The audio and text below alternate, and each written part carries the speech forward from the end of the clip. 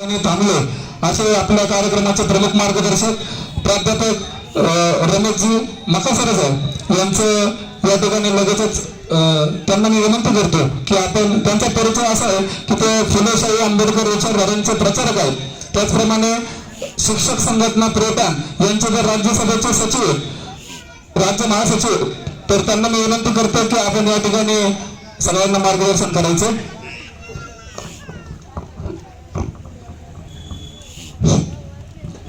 संपूर्ण विश्वाला शांतीचा आणि समतेचा संदेश देणारे महाकारुणिक तथागत भगवान गौतम बुद्धानं संपूर्ण जगाला जी न्याय, स्वातंत्र्य, समता आणि बंधुता ही चतुसूत्र दिली. या विचारांना प्रेरणास्थान मानून ऐसा चाहू राजमय जहां मिले सबन को अन्न, छोटो बडो सब सम बसे रविदास रहे प्रसन्न, असा समाजाला संदेश देणारे गुरु संत रविदास, संत कबीर बुद्धाच्याच विचारांना प्रेरणास्थान मानून महाराष्ट्रामध्ये 12व्या शतकामध्ये वारकरी धर्माची स्थापना करणारे संत श्रेष्ठ नामदेव महाराज, त्यांचे सर्व सहकारी संत सेना महाराज, संत गोरा महाराज, संत नरहरी महाराज, संत चोक्का महाराज, संत सावता महाराज आणि या वारकरी धर्माला सर्वोच्च स्थानी पोहोचवणारे संत श्रेष्ठ जगद्गुरु संत तुकाराम महाराज. संतांनी संपूर्ण भारतामध्ये बुद्धाच्या विचारावर जी काही सामाजिक क्रांती केली, या सामाजिक क्रांतीच्या आधारे बहुजन समाजाचे राज्य निर्माण करणारे सम्राट अशोक, कुलवाडी भूषण, बहुजन प्रतिपालक छत्रपती शिवाजी महाराज, राष्ट्रमाता अहिल्याबाई होळकर, आधुनिक भारतामध्ये ज्यांनी बहुजन समाजाला ब्राह्मणीय जातीय गुलामीतून मुक्त करण्यासाठी आपलं स्वातंत्र्याचं आंदोलन सुरू केलं, असे राष्ट्रपिता ज्योतिराव फुले, क्रांतिज्योती सावित्रीबाई फुले, लोकराजा राजर्षी शाहू महाराज आणि आता 14 एप्रिलला संपूर्ण जगभर ज्या महामानवाची 133वी जयंती आपण साजरी केलेली आहे, असे विश्वरत्न डॉक्टर बाबासाहेब आंबेडकर, लोकशाहीर अण्णाभाऊ साठे आणि ज्या म्हणून बहुजन समाजातील महापुरुषांनी या देशातील जनतेला माणूस म्हणून जगण्याचे अधिकार मिळवून देण्यासाठी आपले संपूर्ण आयुष्य समर्पित केले, अशा सर्व महापुरुषांना प्रथमतः मी आजच्या या कार्यक्रमाच्या निमित्ताने विनम्र अभिवादन करतो. मित्रहो, आज बुद्ध पौर्णिमा, आजच्या पौर्णिमेचं महत्त्व आत्ताच आपल्याला सांगितलेलं आहे. या कार्यक्रमाचे अध्यक्ष भीम छावा संघटनेचे प्रदेशाध्यक्ष माननीय शामभाऊ गायकवाड, आपल्या शिरूर नगरपालिकेचे नगरसेवक माननीय विनोदभाऊ भालेराव, माननीय कयूबाई शेख आणि या विचार मंचावरील सर्व मान्यवर, त्याचबरोबर या कार्यक्रमाचे आयोजक माननीय प्रकाशभाऊ लंबाळे आणि त्यांचे सर्व सहकारी, माझे मित्र माननीय डॉक्टर सिद्धार्थ कांबळे सर, माझ्या समवेत आलेले माननीय प्राध्यापक नवनाथ साळवे सर आणि या कार्यक्रमाच्या निमित्ताने सर्व उपस्थित उपासक आणि उपासिका बंधू आणि भगिनींनो, प्रथमतः आजच्या या बुद्ध पौर्णिमेच्या निमित्ताने मी आपणा सर्वांना शुभेच्छा देतो. आणि सर्वात महत्त्वाचं, या बुद्ध पौर्णिमेच्या निमित्ताने हा जो प्रबोधनाचा कार्यक्रम आयोजित केलेला आहे, या प्रबोधनाचा कार्यक्रम आयोजित करणारे सर्व आयोजक, या सर्वांचा मी अभिनंदन करतो आणि धन्यवाद व्यक्त करतो.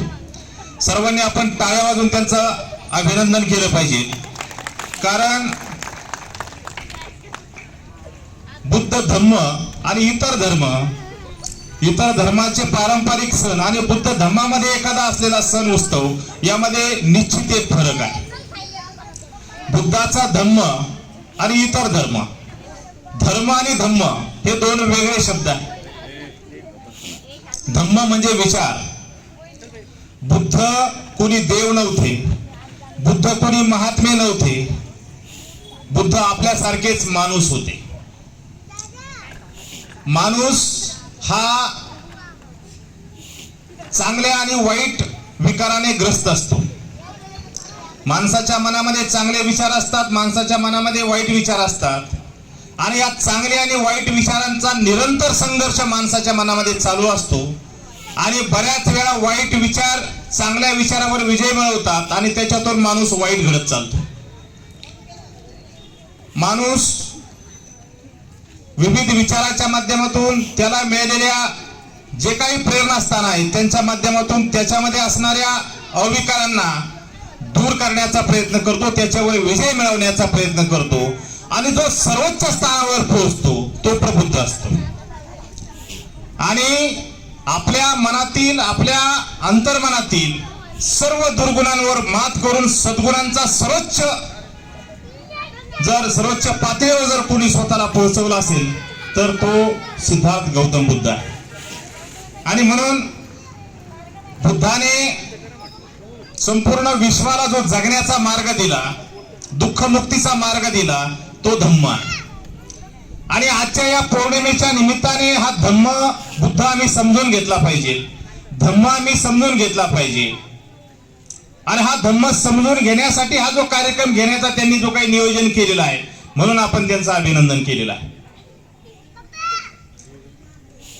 आपल्या सर्वांना माहिती आहे की 14 ऑक्टोबर 1956 ला नागपूर मुक्कामी डॉक्टर बाबासाहेब आंबेडकरांनी धम्माची दीक्षा घेतली. बाबासाहेबांना अनेक धर्माची ऑफर होते, वेगवेगळ्या सर्व धर्माचे धर्मगुरू बाबासाहेबांकडे गेले होते की बाबासाहेबांसारखा आणि बाबासाहेबांच्या पाठीमागे 6 कोटी जनता, ही सर्व जनता आमच्या धर्मामध्ये यावी, यासाठी बाबासाहेबांना कन्व्हिन्स करण्यासाठी अनेक धर्मगुरू बाबासाहेबांकडे गेले. 13 ऑक्टोबर 1935 ला येवला येथे डॉक्टर बाबासाहेब आंबेडकरांनी घोषणा केली की मी हिंदू म्हणून जन्माला आलो हे माझ्या हातामध्ये नव्हतं. मी हिंदू म्हणून जन्माला आलो हे माझ्या हातामध्ये नव्हतं, परंतु मी हिंदू म्हणून मरणार नाही आणि मग मी धर्मांतर करणार नाही. 13 ऑक्टोबर 1935 आणि 14 ऑक्टोबर 1956 जवळजवळ 19 वर्षाचा कालावधी आहे. 19 वर्ष डॉक्टर बाबासाहेब आंबेडकरांनी निरंतर चिंतन, मनन, अभ्यास केला आणि 21 वर्षानंतर डॉक्टर बाबासाहेब आंबेडकरांनी धम्माची दीक्षा घेण्याचा निर्णय घेतला. म्हणजे बाबासाहेबांनी बुद्ध स्वीकारताना काही सहजासहजी स्वीकारला नाही, तावून सुलाखून चिंतन, मनन, अभ्यास करून डॉक्टर बाबासाहेब आंबेडकरांनी बुद्धाच्या धम्माची दीक्षा घेतली.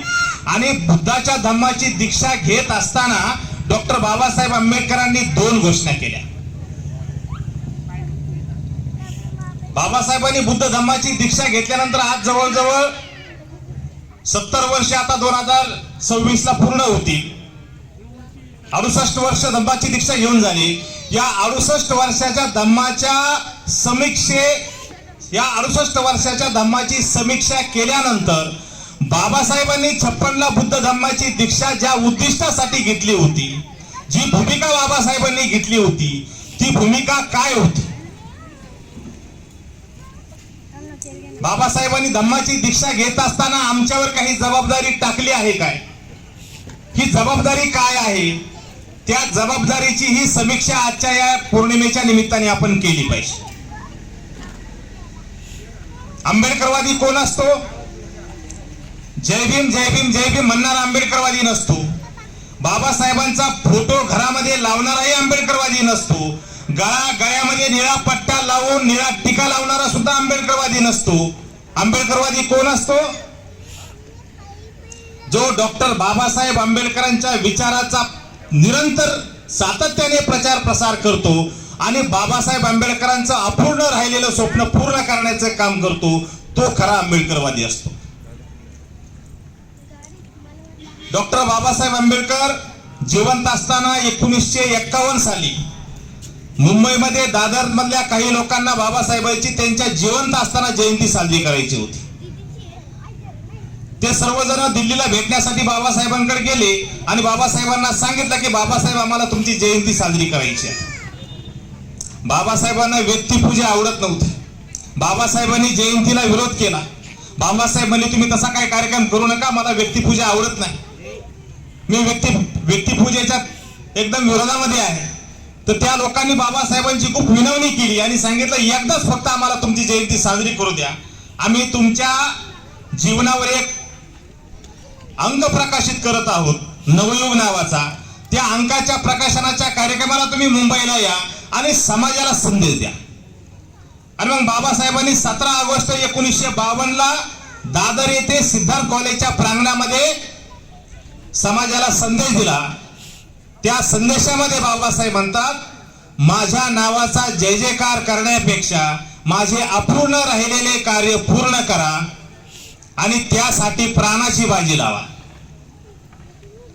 आणि मग बाबासाहेबांचं अपूर्ण राहिलेलं कार्य पूर्ण करा. अपूर्ण राहिलेलं कार्य कोणतं आहे? तर बाबासाहेबांचं अपूर्ण राहिलेलं कार्य समजून घ्यायचं असेल तर बाबासाहेबांच्या जीवनातल्या काही प्रमुख प्रसंगाची आपण आठवण केली पाहिजे. त्याच्यातला पहिला प्रसंग आहे 1927चा चौदार तळ्याचा. त्या चौदार तळ्याच्या सत्याग्रहाच्या वेळेस बाबासाहेबांनी भाषण करताना सांगितलं की हा जो संघर्ष आहे तो केवळ पाणी पिण्यासाठीचा संघर्ष नाही. चौदार तळ्याचा संघर्ष हा न्याय, स्वातंत्र्य, समता आणि बंधुता या मानवी मूल्यांची प्रस्थापना करण्यासाठीचा संघर्ष आहे.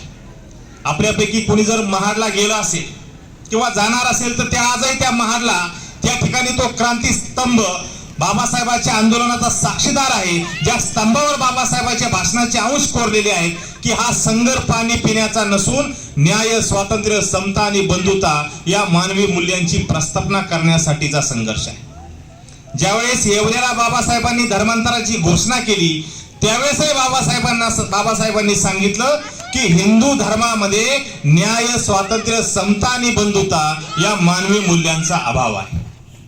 जेव्हा 1946ला बाबासाहेबांना संविधान लिहिण्याची संधी मिळाली, संविधान लिहिण्याची संधी मिळाल्यानंतर बाबासाहेबांनी संविधानाच्या पहिल्याच पानावर संविधानाचा उद्देश स्पष्ट केलेला आहे की आम्हाला या देशामध्ये न्याय, स्वातंत्र्य, समता आणि बंधुता यावर नव समाज आणि नव राष्ट्र निर्माण करायचं आहे. आणि ज्यावेळेस बाबासाहेबांनी धम्माची दीक्षा घेतली तर धम्माची दीक्षा घेतानाही बाबासाहेबांनी सांगितलं की मी बुद्धाचाच धम्म का स्वीकारला, कारण बुद्धाच्याच धम्मामध्ये न्याय, स्वातंत्र्य, समता आणि बंधुता यावर आधारित ही मानवी मूल्यांची व्यवस्था बुद्धाच्या धम्मामध्ये आहे.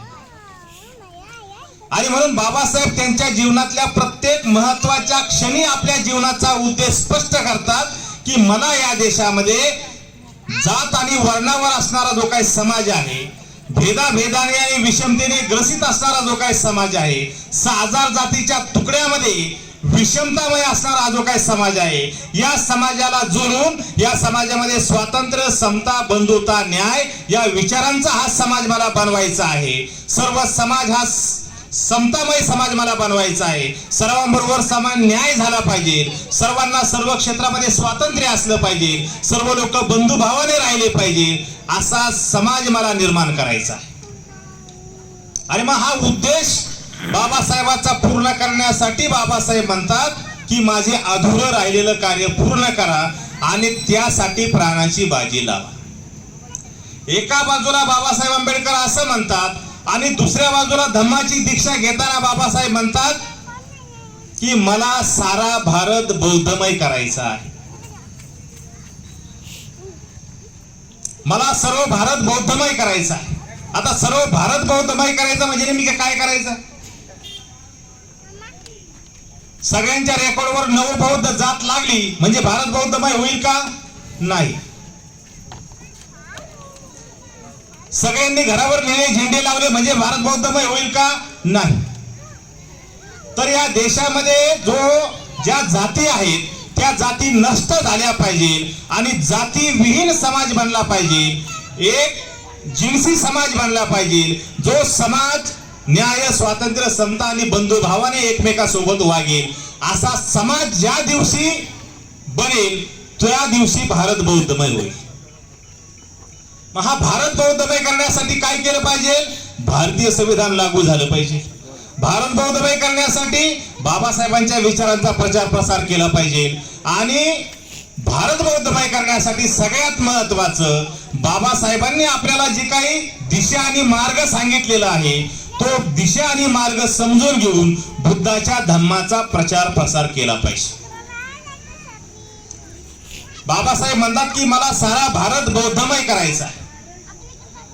आणि त्याच वेळेस बाबासाहेब आंबेडकर अजून एक गोष्ट आपल्याला म्हणतात की मी फार जबाबदारीने या बुद्धाच्या धम्माची दीक्षा घेतलेली आहे आणि आता ही जबाबदारी तुमच्यावर आहे.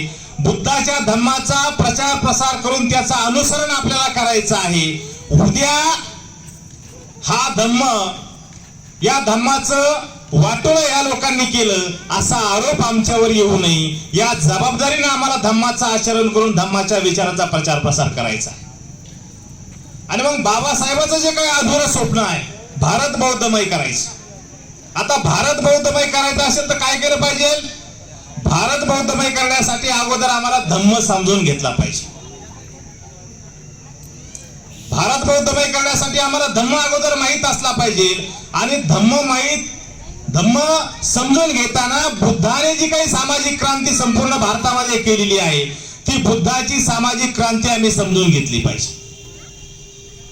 आणि यासाठी बुद्धाच्या सर्व सामाजिक क्रांतीचा इतिहास आम्हाला माहित असला पाहिजे.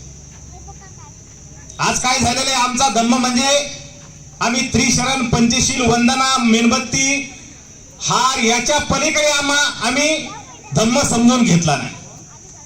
केवळ या कर्मकांडामध्ये आणि त्रिशरण, पंचशील मध्ये, वंदनामध्येच आम्ही धम्माला गुंडाळून टाकलेला आहे.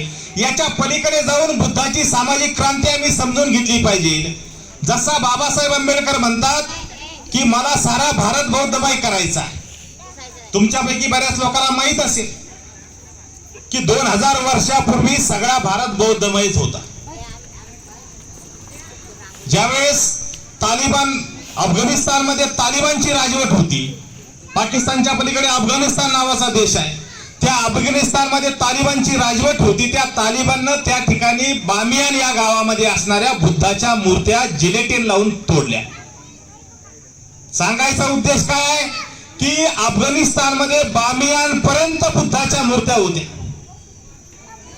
आज संपूर्ण जगामध्ये 37 राष्ट्र हे बौद्ध राष्ट्र आहेत आणि 156 राष्ट्रामध्ये बौद्ध धर्माचे लोक राहतात. अफगाणिस्तान पासून तर इकडं खाली म्यानमार म्हणजे आजचा पूर्वीचा ब्रह्मदेश इथपर्यंत आणि वर जम्मू काश्मीर तर खाली श्रीलंका पर्यंत हा सगळा पट्टा एकेकाळी संपूर्ण भारत आणि आशिया खंड बौद्धमय होता. मग सगळा भारत जर बौद्धमय होता तर सगळा भारत बौद्धमय असताना आज तो बौद्धमय भारत गेला कुठं? बुद्धाने भारत बौद्धमय कसा केला, बुद्धाचा धम्म नेमकी काय आहे, याच्यातील काही गोष्टी, आता उशीर खूप झालेला आहे, बुद्धावर जर बोलायचं ठरलं तर ते एक दिवस सुद्धा पुरणार नाही. आणि ही सगळी माहिती आमच्याकडे असली पाहिजे. त्यामुळं आजच्या या पौर्णिमेच्या निमित्ताने मी तुम्हाला सर्व सांगणार नाही. बाबासाहेबांना जी अपेक्षित जी काही धम्माची क्रांती होती ती क्रांती काय होती हे समजून घेण्याच्या अगोदर बुद्धाने कशी धम्म क्रांती केली हे थोडक्यात तुम्हाला मी फक्त सांगणार आहे. आपल्या सर्वांना माहिती आहे की बुद्ध शाक्य गणामध्ये शुद्धोधन राजाचा पुत्र होता. शाक्य त्या काळामध्ये भारतामध्ये गण व्यवस्था होती. गण म्हणजे जन म्हणजे लोक, लोकशाही. गण राज्य, गण संस्था म्हणजे लोकशाही.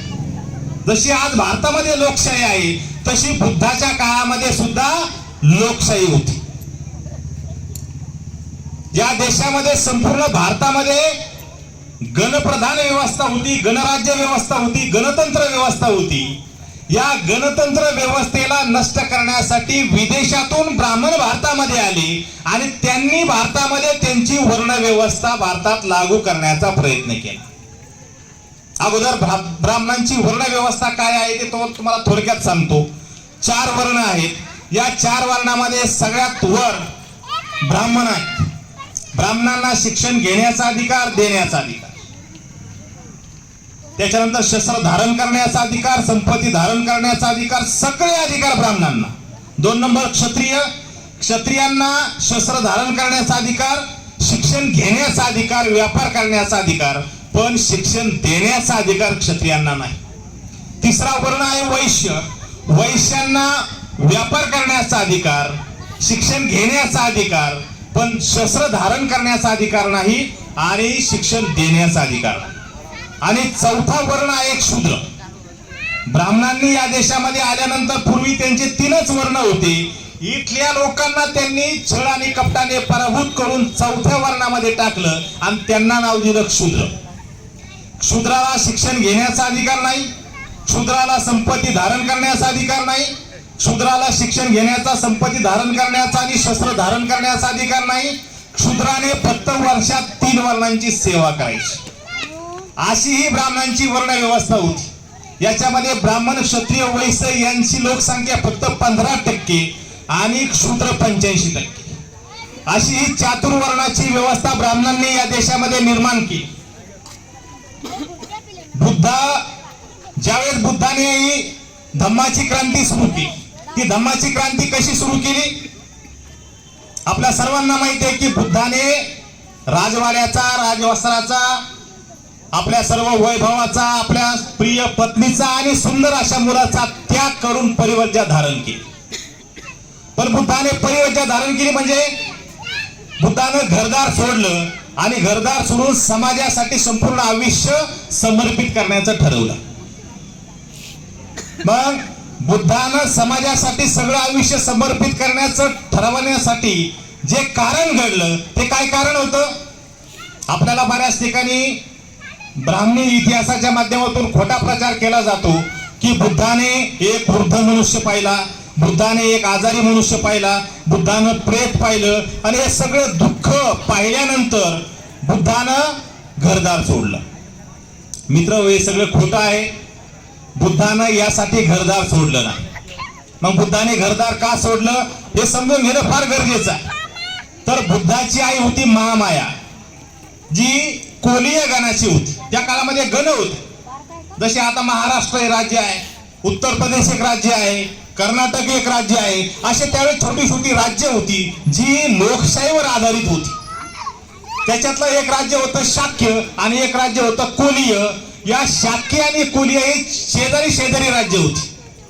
बुद्धाचे वडील शुद्धोधन शाक्य गणाचे होते आणि बुद्धाची आई महामाया कोलीय गणाची होती. एकविरा देवी माहिती आहे तुम्हाला? एकविरा देवी नाही, ती महामाया आहे. ही जी कोलीय गणाची जी काही महामाया आहे ती बुद्धाची आई, म्हणजे कोलीय गणाचे लोक बुद्धाच्या आईकडचे लोक आणि शाक्य गणाचे लोक बुद्धाच्या वडिलाकडचे लोक. या कोलीय गण आणि शाक्य या 2 राज्याच्या मध्ये रोहिणी नावाची नदी वाहत होती. ते सर्व लोक शेती करायचे आणि शेतीसाठी त्या रोहिणी नदीचं पाणी वापरायचे. त्या रोहिणी नदीच्या पाण्याचं रोटेशन ठरलं होतं. 8 दिवस शाक्य गणासाठी पाणी, 8 दिवस कोलीय गणासाठी पाणी. मग त्या एकदा काय झालं की पाण्यावरून भांडणं झाली आणि त्या भांडणामध्ये कोलीय गणाच्या लोकांनी बुद्धाच्या शाक्य गणाच्या लोकांना प्रचंड मारहाण केली, अगदी डोकी फोडली आणि ते भांडण सगळं शुद्धोधन राजाच्या दरबारात आलं. आणि मग लोकांनी चर्चा सुरू केली. शुद्धोधन राजासमोर भूमिका लोकांनी तक्रार मांडली की हे कोलीय गणाचे लोक नेहमीच जेव्हा आपलं पाण्याचं रोटेशन असतं तेव्हा हे लोक आपलं पाणी त्या ठिकाणी पळवतात आणि आपण विचारायला गेलो का मारहाण करतात. हे लोक नेहमीच असं करतात, यांचा काहीतरी बंदोबस्त केला पाहिजे. या कोलीय गणाच्या लोकांचा काहीतरी बंदोबस्त केला पाहिजे. पण बंदोबस्त काय केला पाहिजे याच्यावर चर्चा सुरू झाली आणि त्याच्यामध्ये काही लोकांनी सांगितलं की नाही, या कोलीय लोकांचा एकदाच आपण युद्ध करू आणि युद्ध करून या कोलीय लोकांचा बंदोबस्त करू. पण काही लोक म्हणजे नाही, युद्धानं प्रश्न सुटत नाही, आपण चर्चेतून मार्ग सोडू, चर्चेने प्रश्न सुटतो, अशी भूमिका काही लोकांनी घेतली. त्या लोकांचं नेतृत्व बुद्ध करत होते. बुद्ध युद्धाच्या विरोधामध्ये होते. बुद्धाने सांगितलं युद्धानं प्रश्न सुटत नाही, आपण चर्चेने प्रश्न सोडू. मात्र एक गट असा होता की त्यांनी सांगितलं की नाही, आता चर्चा वगैरे काही नको, आता खूप दिवसाचं आपण ऐकलं, एकदाच यांचा बेतच पाहू आणि मग या कोलीय लोकांबरोबर आपण युद्ध करू. त्याच्यावर चर्चा सुरू झाली आणि चर्चेनंतर असं ठरलं आपण वोटिंग घेऊ. आता जसं काल परवा आपण लोकसभेला वोटिंग केलेलं आहे, अशा प्रकारे त्यांची वोटिंग घ्यायचं ठरलं आणि मग त्यांची सर्व गणसभा होती, ती गणसभा बोलावण्यात आली आणि त्या गणसभेमध्ये मतदान झालं आणि मतदानामध्ये जास्त मतं युद्धाच्या बाजूने पडली. जास्त लोकांचं म्हणणं असं होतं की युद्ध झाले पाहिजे. बुद्ध युद्धाच्या विरोधामध्ये होते बुद्धाच्या बाजूने कमी लोक होते आणि मग सर्व बहुमताने ठरलं युद्ध झालं पाहिजे. युद्धाची तयारी सुरू झाली. त्या काळामध्ये काही सेपरेट सैन्य नव्हतं. प्रत्येक घरातला पहिला थोरला मुलगा हा सैन्यामध्ये लढायला जायचा आणि मग सगळ्या मुलांची फौज तयार झाली कोलीय गणाच्या विरोधात लढण्यासाठी. बुद्ध शुद्धोधनाचा थोरला मुलगा होता. बुद्धानं खरं तर त्या सगळ्या सैन्याचं नेतृत्व करायला पाहिजे होतं. बुद्धाने लढायला नकार दिला. बुद्धाने सांगितलं युद्धानं प्रश्न सुटणार नाही, मी युद्धात सहभागी होणार नाही. आता बहुमतानं गणसभेने घेतलेला निर्णय कायदा झाला होता. त्या कायद्याची अंमलबजावणी प्रत्येकानं करणं ही गरजेचं होतं. परंतु बुद्धाने त्याला विरोध केल्यामुळं बुद्धाकडून कायद्याचा भंग झाला आणि सिद्धार्थाकडून कायद्याचा भंग झाला म्हणून गणसभेनं सिद्धार्थाला हद्दपार करण्याची शिक्षा सुनावली. आणि मग बुद्धानं घरदार सोडण्याचा निर्णय घेतला. म्हणजे गणसभेनं संपूर्ण कुटुंबालाच हद्दपार करण्याचा निर्णय घेतला होता. शुद्धोधन राजा, त्याची आई महामाया, बुद्ध, बुद्धाचे मुलगा, बुद्धाची पत्नी, बुद्धाचे भाऊ, सगळ्या कुटुंबाला राज्यातून हद्दपार करण्याची शिक्षा होती. जो गणसभेच्या निर्णयाला विरोध करेल त्याला. मग बुद्धाने सांगितलं की हा निर्णय माझा आहे, त्यामुळे हद्दपार मला एकट्याला करा, माझ्या कुटुंबाला माझ्या निर्णयाची शिक्षा नको. आणि मग बुद्धानं परिवज्या धारण करण्याचा निर्णय घेतला आणि बुद्धानं घरदार सोडलं. बुद्धानं घरदार सोडल्यानंतर बुद्धाने विचार केला की हा जो संघर्ष आहे, या संघर्षाचं मूळ कारण काय. आणि मग त्यांच्या लक्षात आलं की या संघर्षाचं मूळ कारण आहे दुःख. मनुष्य दुःखी आहे आणि या दुःखातून मनुष्याला मुक्त करणं गरजेचं आहे. आणि मग या दुःखातून मुक्तीचा मार्ग बुद्धाने शोधला. सगळे प्रयोग केले. आता त्याच्यावर सगळं सांगायला आपल्याकडे एवढा वेळ नाही, पण त्या काळामध्ये जवळजवळ 65 प्रकारच्या विचारधारा होत्या. या सगळ्या 65 विचारधारेचा बुद्धाने अभ्यास केला. 65 वेगवेगळ्या लोकांकडे जाऊन बुद्धानं ज्ञान घेतलं आणि त्याच्यातून मुक्ती होती काय. उपास तापास करून पाहिले, देव दैवत सगळे करून पाहिले, पण बुद्धाला दुःखाच्या म्हणजे दुःखातून मुक्तीचा मार्ग बुद्धाला सापडला नाही. आणि मग प्रचंड चिंतन मनन केल्यानंतर त्यांच्या लक्षात आलं की हे जे दुःख आहे, या दुःखाला कारण आहे माणसाची तृष्णा. आणि या दुःखातून जर मुक्त करायचं असेल तर तृष्णामुक्त मनुष्य जो आहे तो तृष्णेतून मुक्त झाला पाहिजे.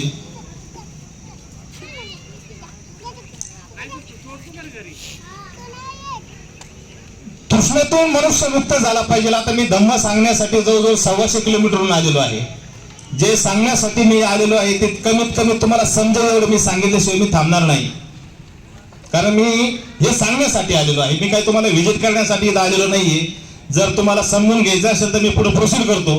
कारण हे समजून घे, हे मी जे सांगतो ते आतापर्यंत कधी कोणी ऐकलं होतं का? हे समजून घेणं गरजेचं आहे. आणि म्हणून मी आयोजकांची थोडी दिलगिरी व्यक्त करतो की एक जास्तीत जास्त 10 ते 15 मिनिटांमध्ये आपण संपून टाकू, जास्त मी पण लांबवणार नाही. तर बुद्धाने 3 प्रकारच्या दुःखाचा अभ्यास केला. एक आहे वैयक्तिक दुःख, दुसरा आहे सार्वजनिक दुःख आणि तिसरा आहे नैसर्गिक दुःख. वैयक्तिक दुःख म्हणजे आपल्या कुटुंबामध्ये, व्यक्तीच्या जीवनामध्ये जे दुःख निर्माण होतं ते वैयक्तिक दुःख. वैयक्तिक दुःखावर बुद्धाने इलाज सांगितला त्रिशरण आणि पंचशील. आता जे आपण विहारामध्ये सर्वजण म्हणले ना त्रिशरण पंचशील, बुद्धम नमामि, धम्मम नमामि, संघम नमामि, पानाती पाता वेरमणी सिक्का पदम समाधियामी, अभिनदाना वेरमणी सिक्का पदम समाधियामी. हे जे पंचशील आहे, मी प्राणी हिंसा करणार नाही, मी खोटं बोलणार नाही, मी चोरी करणार नाही, मी कसल्या प्रकारचे व्यभिचार करणार नाही, मी खोटं बोलणार नाही आणि मी कसल्या प्रकारचा जे अंमली पदार्थ आहे त्याचं सेवन करणार नाही. हे साधं आणि 22 प्रतिज्ञा म्हणजे बाबासाहेबांनी नंतर त्या ऍड केल्या, पण बुद्धाने एक साधारण त्रिशरण पंचशील सर्वसामान्य उपासकाला दिलेला. ते सगळं आम्ही केवळ पाली भाषेमध्ये न म्हणता त्याचा अर्थ आम्ही समजून घेतला पाहिजे. जे सार्वजनिक दुःख आहे, सामाजिक दुःख म्हणजे अस्पृश्यता सामाजिक दुःख आहे, गुलामी सामाजिक दुःख आहे, स्त्रियांची गुलामी सामाजिक दुःख आहे, आरक्षण नष्ट होणं सामाजिक दुःख आहे, अन्याय अत्याचार सामाजिक दुःख आहे. या सामाजिक दुःखावर बुद्धानं अष्टांगिक मार्ग सांगितलेला. तो अष्टांगिक मार्गाचा पण आपण सर्वांनी अभ्यास केला पाहिजे. आणि जे नैसर्गिक दुःख आहे, जे निसर्गामुळे भूकंप झाला, पूर झाला, बॉम्बस्फोट झाला किंवा आपला कोरोना आला, यासारखे जे काही दुःख झालेले आहेत, त्या दुःखावर बुद्धाने 10 पारमिता हा उपाय सांगितलेला आहे. या सगळ्या दुःखावर बुद्धाने उपाय शोधला आणि तो जगाला समजावून सांगितला. त्याचं नाव आहे बुद्धाचा धम्म. धम्म हे दुसरं तिसरं काही नसून जीवन जगण्याचा मार्ग आहे. आणि मग बुद्धानं त्यावेळेस बुद्धाला 5 पहिल्यांदा त्याचे शिष्य भेटले आणि त्या 5 भिक्खूंना बुद्धाने उपदेश केला. चरित भिक्खवे चारिकम बहुजन हिताय बहुजन सुखाय अंतानु हिताय लोकानुकंपाय आदि कल्याण मध्य कल्याण अंत कल्याण. बुद्धाने हा जो धम्म सांगितलेला आहे, हा ज्याचा सुरुवात कल्याणकारी आहे, ज्याचा मध्य कल्याणकारी आहे आणि ज्याचा शेवट कल्याणकारी आहे, असा कल्याणकारी असणारा जो काही धम्म आहे, तो धम्म पायी पायी चालत संपूर्ण मानवामध्ये याचा प्रचार प्रसार करा, दूरवर जाऊन प्रचार प्रसार करा, असा उपदेश पहिल्यांदा बुद्धाने उत्तर प्रदेशमध्ये जे सारनाथ आहे, या सारनाथ या ठिकाणी केला. आता त्या काळामध्ये ब्राह्मणांची वर्ण व्यवस्था होती. बुद्धाची गण व्यवस्था, ब्राह्मणांची वर्ण व्यवस्था. ब्राह्मणांची वर्ण व्यवस्थेमध्ये फक्त ब्राह्मण, क्षत्रिय, वैश्य या 3च वर्णांना सगळे अधिकार, जे लोकसंख्येने फक्त 15% होते. म्हणजे अल्पजन हिताय अल्पजन सुखाय अशी ब्राह्मणांची व्यवस्था होती. बुद्धाने सांगितलं तसं नाही, बहुजन हिताय बहुजन सुखाय. हा जो बहुजन शब्द दिसतो ना तुम्हाला सगळीकडे, हा बहुजन शब्द हा पाली भाषेतला शब्द आहे आणि पहिल्यांदा या बुद्धाने या शब्दाचा वापर केलेला. ब्राह्मणांची व्यवस्था काय होती? ब्राह्मणाची व्यवस्था जन्म आधारित होती. जन्माने ब्राह्मणाचा मुलगा ब्राह्मण, जन्माने क्षत्रियाचा मुलगा क्षत्रिय, जन्माने वैश्याचा मुलगा वैश्य आणि जन्माने शूद्राचा मुलगा शूद्र. ब्राह्मणी व्यवस्था काय सांगते? ब्राह्मणांचा एक संत आहे, संत रामदास म्हणून. त्या रामदासानं दासबोध नावाचा ग्रंथ दिलेला आहे. त्या दासबोध मध्ये रामदास म्हणतात की गुरु तो सकाळसी ब्राह्मण जरी जाहला क्रियाहीन तरी तयाशीच शरण जावे अनन्य भावे. म्हणजे ब्राह्मण कितीही नीच असला तरी त्यालाच आपण आपला गुरु मानलं पाहिजे, असं रामदास स्वामी त्यांच्या दासबोध मध्ये सांगत असतात. तर अशा जन्मावरून मनुष्याचं श्रेष्ठ कनिष्ठ पण ठरवणारी ब्राह्मणांची व्यवस्था होती. बुद्धाने सांगितलं जन्मावरून नाही, गुण आणि कर्माच्या आधारावर मनुष्याचं श्रेष्ठ कनिष्ठ पण ठरलं पाहिजे. ब्राह्मणी व्यवस्थेमध्ये संपूर्ण स्त्रियांना गुलाम केलं होतं. मनुस्मृती काय सांगते?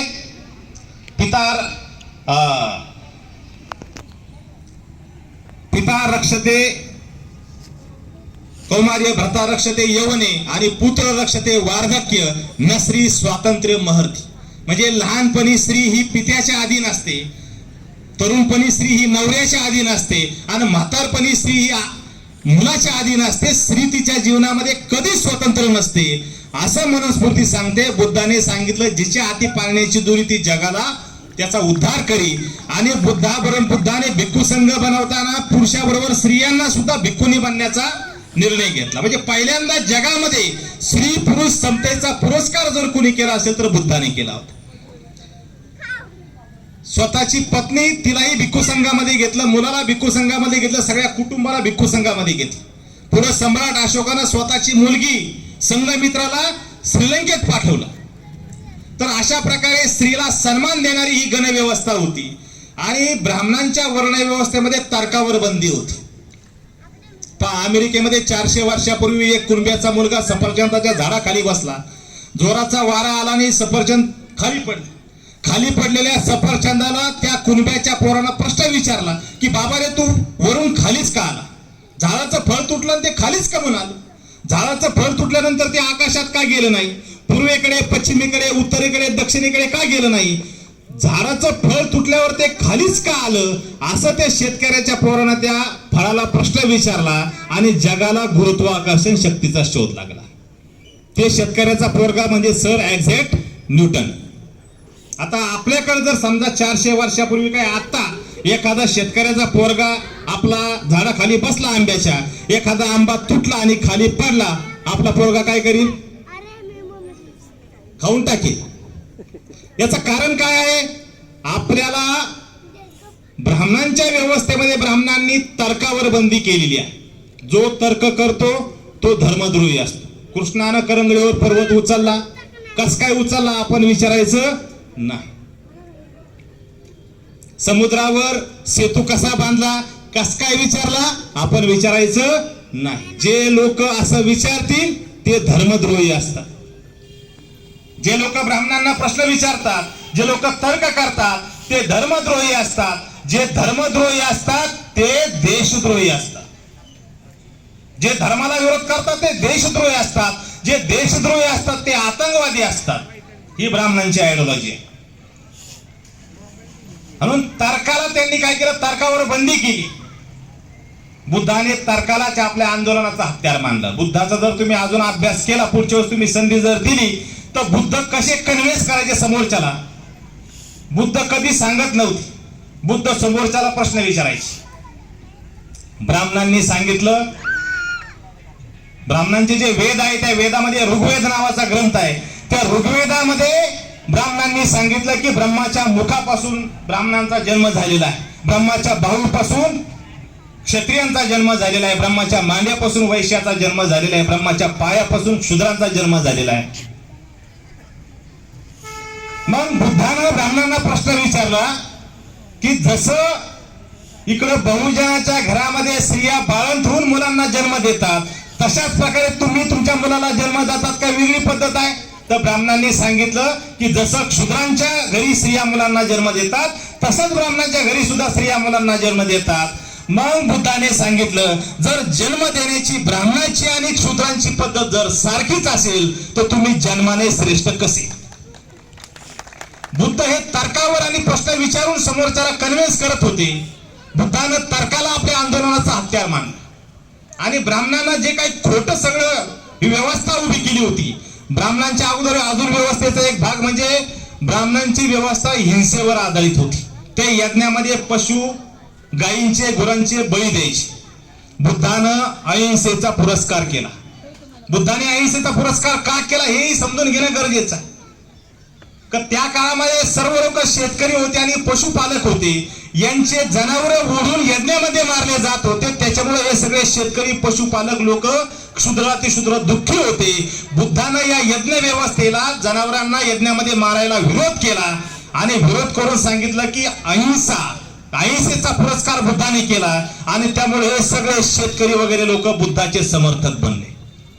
जास्तीत जास्त लोकांचं कल्याण झालं पाहिजे, अहिंसेचा मार्ग पत्करला, स्त्रियांच्या उद्धाराचा मार्ग पत्करला, सगळे लोक बुद्धाचे अनुयायी बनले आणि बुद्धाच्या विचाराच्या पाठीमागे खंबीरपणे उभे राहिले. या विचारधारेच्या आधारावर बुद्धाने संपूर्ण भारत बौद्धमय केला. जवळजवळ 80 वर्ष होईपर्यंत बुद्ध सतत पायी फिरत होते. बुद्धानं संपूर्ण आशिया खंडामध्ये ही सामाजिक क्रांती केली. पुढे सम्राट अशोक त्याच्यानंतर जे काही राजे आले त्या राजांनी बुद्ध धम्माला जो काही राजाश्रय दिला, त्यामुळे संपूर्ण भारतामध्ये आणि आशिया खंडामध्ये बुद्धाचा धम्म प्रचारित केला गेला, प्रसार झाला. संपूर्ण भारत बौद्धमय झाला. ब्राह्मणाने षड्यंत्र करून बुद्धाच्या धम्मामध्ये शिरकाव केला आणि बुद्धाचा धम्म नष्ट करण्यासाठी प्रतिक्रांती करण्याचा प्रयत्न केला. सम्राट अशोकाचा नातू बृहद्रथ याचा भर दरबारामध्ये शिरच्छेद केला आणि भर दरबारामध्ये शिरच्छेद करून ब्राह्मणांचा परत एकदा ब्राह्मण धर्म आणि ब्राह्मणी राज्याची घोषणा केली. परत एकदा ब्राह्मणांची जी काही वर्ण व्यवस्था वैदिक व्यवस्था होती तिला प्रस्थापित करण्याचा प्रयत्न केला, परंतु तो प्रयत्न यशस्वी झाला नाही. संपूर्ण भारत बौद्धमय बनला होता आणि मग ब्राह्मणांनी परत एकदा त्यांची व्यवस्था लागू न झाल्यामुळं त्यांनी बुद्धाची जशी तशी व्यवस्था राहू दिली आणि त्याला फक्त काय केलं, ब्राह्मणी व्यवस्थेचं कलम केलं. म्हणजे पहा आता आज हिंदू धर्माचा झेंडा कोणता आहे? कोणता आहे? भगवा. भगवा हा शब्द पाली भाषेतला शब्द आहे. भगवा म्हणजे हे बुद्धाचं नाव आहे. भगवा म्हणजे तपस्वी, त्यागी, समर्पित. भगवा हे बुद्धाचं नाव आहे. बुद्धाचे जे भिक्खू आहे त्यांच्या अंगावरच्या वस्त्राचा कलर कोणता आहे? भगवा. आजही तुम्ही भारतामध्ये जम्मू काश्मीर पासून तर कन्याकुमारी पर्यंत आणि इकडून गुजरात पासून तर पश्चिम बंगाल पर्यंत कुठेही जरी गेले, कोणतंही मंदिर पहा जुनं, त्याच्यावर बुद्धाचं चित्र, चक्र, हत्ती, कमळ हे सापडणार. बाबासाहेबांनी जाहीर भाषणामध्ये सांगितलं होतं की मला फक्त एकदा या पंढरपूरच्या विठ्ठल मंदिरामध्ये जाऊ द्या, हे बुद्ध विहार होतोय मी सिद्ध करतो. तिरुपती बालाजी बुद्ध विहार आहे, जगन्नाथाचं जे मंदिर आहे पुरीचं बुद्ध विहार आहे, हे जे राम मंदिराचं जे उत्खनन आहे ते कोरोना काळामध्ये त्या उत्खननामध्ये बुद्धाच्या मूर्त्या सापडलेल्या आहेत. गुजरातचं जे काही सोमनाथाचं मंदिर आहे बुद्ध विहार आहे. भारतातले जवळजवळ 80% मंदिरं हे बुद्ध विहार आहेत. आता त्याची ज्ञानव्यापी मस्जिदचा जो वाद चालू आहे, त्या मस्जिदीमध्ये सुद्धा ते जे ज्याला ते लिंग म्हणतात ते शिवलिंग नसून ते स्तूप आहे. आता या सगळ्या गोष्टी भरपूर आहे. संपूर्ण भारतामध्ये त्या काळामध्ये सम्राट अशोकानं 80,000 स्तूप विहार बांधली होती. 80,000. तर अशा प्रकारे ब्राह्मणांनी प्रतिक्रांती करून हे सगळे नष्ट केले आणि त्याच्यावर नियंत्रण मिळवलं. आहे तसं स्वीकारलं, बुद्ध धर्माच्या सगळ्या गोष्टी स्वीकारल्या आणि त्याला ब्राह्मणी धर्माचा लेप दिला आणि ब्राह्मणी धर्माचा लेप देऊन हा वर्तमान हिंदू धर्म निर्माण केला. आज जे लोक स्वतःला हिंदू समजतात ते पूर्वाश्रमीचे बौद्ध आहे. आजचे मराठा पूर्वीचे बौद्ध आहे, आजचे माळी पूर्वीचे बौद्ध आहेत, आजचे ओबीसी पूर्वीचे बौद्ध आहेत, आजचे एससी पूर्वीचे बौद्ध आहेत, आजचे आदिवासी पूर्वीचे बौद्ध आहेत, आजचे भटकीमुक्त पूर्वीचे बौद्ध आहेत. हे सगळे आपले लोक आहेत. आणि याच वर्तमानामध्ये जर आपल्याला भारत बौद्धमय करायचा असेल तर काय केलं पाहिजे? आता एक शेवटचे 2 मिनिट. बाबासाहेबांनी भारत बौद्धमय करण्यासाठी काय प्लॅन केला होता? बाबासाहेबांनी भारत बौद्धमय करण्यासाठी 1952 ला एक लेख लिहिलेला आहे, Buddha and the future of his religion. Buddha आणि त्याच्या धर्माचं भविष्य. आणि त्यामध्ये बाबासाहेबांनी 3 गोष्टी करायला सांगितलेल्या आहे. एकदम शॉर्ट मध्ये सांगतो. पहिली गोष्ट सांगितलेली आहे टू प्रोड्यूस बुद्धिस्ट बायबल. संपूर्ण भारत बौद्धमय करायचा असेल तर एक बुद्धिस्ट बायबल, बुद्धांना प्रमाण असा धर्मग्रंथ निर्माण झाला पाहिजे. कारण बुद्धाच्या धम्मामध्ये एवढा घुसखोरी झाली होती, त्या घुसखोरीमुळे बुद्धाच्या साहित्यामध्ये धम्मामध्ये एवढे जवळजवळ 99 पंथ आहेत. बुद्धाच्या धम्माचे आज किती पंथ आहेत? 99 पंथ आहेत. तंत्रयान, वज्रयान, महायान, हीनयान. आणि मग बाबासाहेबांनी आपल्या सगळ्याला समजावं म्हणून एक पुस्तक लिहिलेलं आहे. त्या पुस्तकाचं नाव आहे भगवान बुद्ध आणि त्यांचा धम्म. हे बुद्धिस्ट बायबल आहे. हे आपल्यासाठी एक प्रमाण धर्मग्रंथ आहे.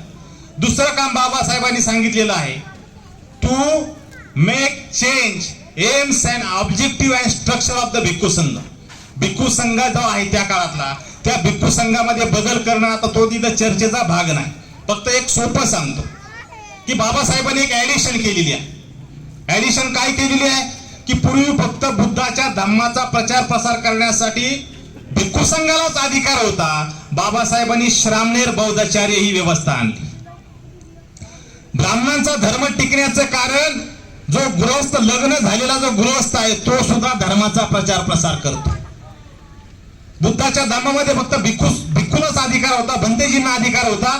बाबासाहेबांनी सांगितलं की जो गृहस्थ आहे, जो कुटुंब आहे ज्याचं, तो सुद्धा धर्माचा प्रचारक प्रसारक झाला पाहिजे. आणि त्यासाठी बाबासाहेबांनी श्रामणेर बौद्धाचार्य ही व्यवस्था आणली. इथं कुणीतरी श्रामणेर असतील, बौद्धाचार्य असतील, जे श्रामणेर शिबिर आपण आयोजित करतो त्याच्या माध्यमातून त्यांना धम्म शिकवतो आणि त्याच्यानंतर त्या लोकांना अधिकृत आपण जे भारतीय बौद्ध महासभा असेल किंवा इतर ज्या काही समजा बुद्धिस्ट इंटरनॅशनल नेटवर्क आहे, या ज्या वेगवेगळ्या संघटना आहेत, त्या संघटना त्या लोकांना लग्न लावण्याचे किंवा वेगवेगळ्या प्रकारचे कार्यक्रम करण्याची परवानगी देतात.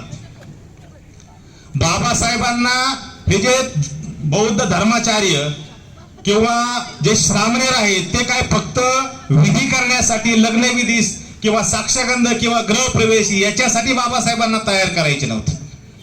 जर धम्माचा प्रचार प्रसार 6,000 जातीत करायचा असेल, आता आपल्याला मातंग समाजामध्ये जर धम्म समजून सांगायचा असेल, आदिवासीमध्ये धम्म समजून सांगायचा आहे, चर्मकारामध्ये धम्म समजून सांगायचा आहे, मग काय केलं पाहिजे?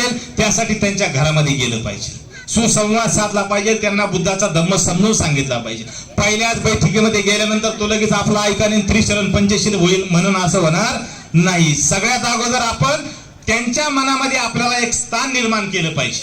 आपलं त्यांनी ऐकलं पाहिजे. त्यासाठी सुसंवाद साधला पाहिजे, मैत्री निर्माण केली पाहिजे. आणि मग हे कोण करू शकतं? तर याच्यासाठी बाबासाहेबांनी श्रामणेर व्यवस्था, बौद्धाचार्यांची व्यवस्था केली. पण दुर्दैवानं काय झालं? दुर्दैवानं हे जे श्रामणेर आणि बौद्धाचार्य आहे, जे विधी ब्राह्मण करतात तेच हे लोक करतात. हे फक्त विधी करण्यापुरते बौद्धाचार्य आणि श्रामणेर झाले, प्रचार प्रसार कोणीही करत नाही. दुर्दैवानं काय झाला? दुर्दैवानं आज 68 वर्ष झाली धम्माच्या दीक्षेला, आजही आम्ही आमच्या जातीचे लोक सुद्धा आम्ही खऱ्या अर्थाने बौद्ध धम्माचे अनुयायी झालो नाही. एका जणाने कविता रचली होती, जातीने मी, धर्माने मी बौद्ध आहे, जातीने मी महार आहे, आज मी काही खाणार नाही कारण आज देवीचा वार आहे. आजही अनेक जे बौद्ध लोक आहेत त्यांच्या घरी मी लक्ष्मीपूजन पाहिलेलं आहे. चांगले चांगले चांगले चांगले लोक आज जे ब्राह्मणी धर्माचं आचरण करतात. तर त्या लोकांना, या सगळ्या लोकांना आपल्याला विनंती आहे की आपण धम्मानुसार आचरण केलं पाहिजे.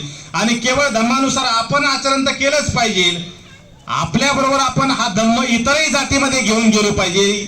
आदिवासीमध्ये घेऊन गेलो पाहिजे, इतर अनुसूचित जातीमध्ये गेलं पाहिजे, ओबीसी मध्ये गेलं पाहिजे, मैत्री निर्माण केली पाहिजे. आता जसा आज तुम्ही बौद्ध पौर्णिमेचा कार्यक्रम आयोजित केलेला आहे, वारकरी धर्म हा बुद्धाच्या विचारावरच आधारित आहे. आता भालेराव साहेबांनी एक संत तुकाराम महाराजांचा अभंग सांगितला, हे अगदी सत्य आहे. हे त्यांना समजून सांगण्यासाठी काय केलं पाहिजे? पुढच्या वेळेस आज जर सगळे बौद्ध असतील तर पुढच्या वेळेस कमीत कमी 10 मातंग कार्यक्रमांना बोलवा, 10 चर्मकार बोलवा, 10 आदिवासी बोलवा, 10 ओबीसी बोलवा. 50 लोक जरी एका कार्यक्रमामध्ये कन्व्हिन्स झाले तर त्यांना धम्माचा विचार समजून सांगा की धम्म काय आहे.